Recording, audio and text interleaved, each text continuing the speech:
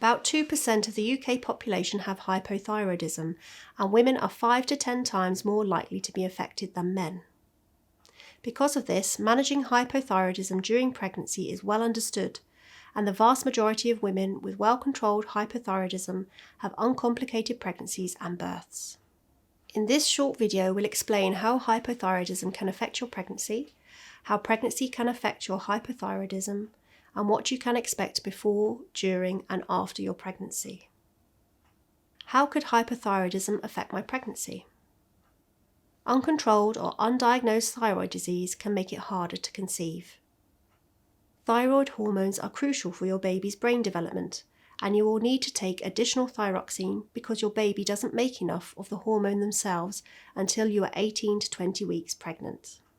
Other risks of uncontrolled severe hypothyroidism include increased risk of preeclampsia, miscarriage, your baby having a low birth weight, anemia, stillbirth, congestive heart failure, although this is very rare.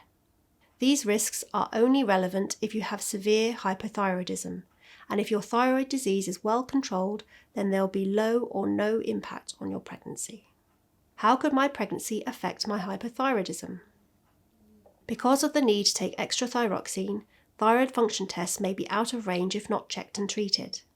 This can cause symptoms like tiredness, difficulty controlling your temperature, muscle cramps, constipation, problems with memory or concentration.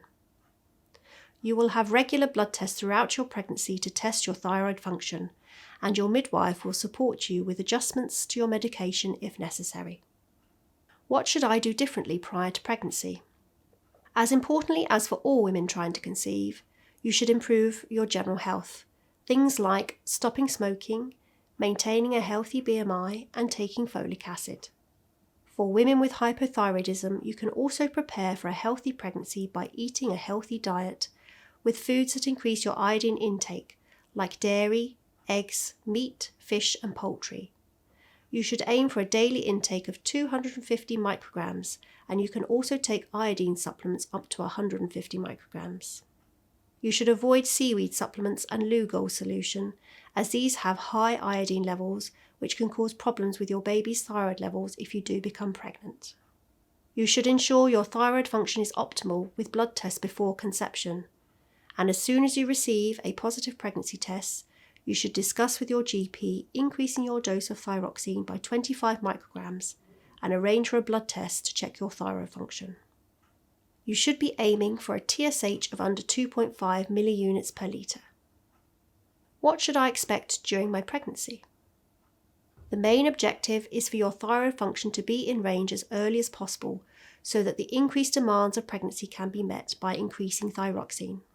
It is recommended that your thyroxine dose is increased immediately following a positive pregnancy test by 25 micrograms, and that you have a thyroid function test within 7 days.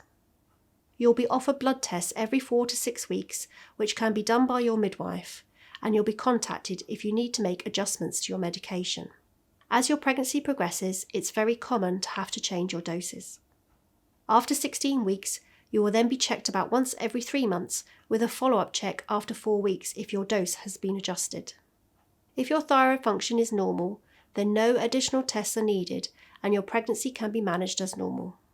The vast majority of women with well-controlled hypothyroidism have uncomplicated vaginal births, and you will be able to choose between all the options available as to where you give birth, which could include in a birth centre or at home. After the birth of your baby, your thyroxine doses will be put back to how they were before you were pregnant, but you may be advised to increase this if you were out of range in early pregnancy.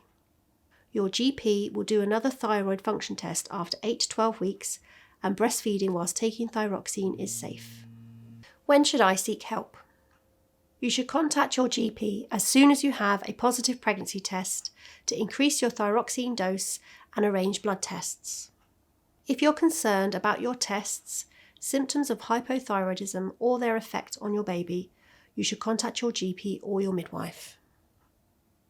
To recap, uncontrolled thyroid disease can make it harder to conceive. Thyroid hormones are crucial for your baby's brain development, and you will need to take additional thyroxine during pregnancy. You will need to take more regular thyroid function tests. The vast majority of women with well-controlled hypothyroidism have uncomplicated births. Breastfeeding whilst taking thyroxine is safe. If you are ever worried or have any questions or concerns, contact your midwife. Thank you for watching. This educational video was created by the West Maternal Medicine Network.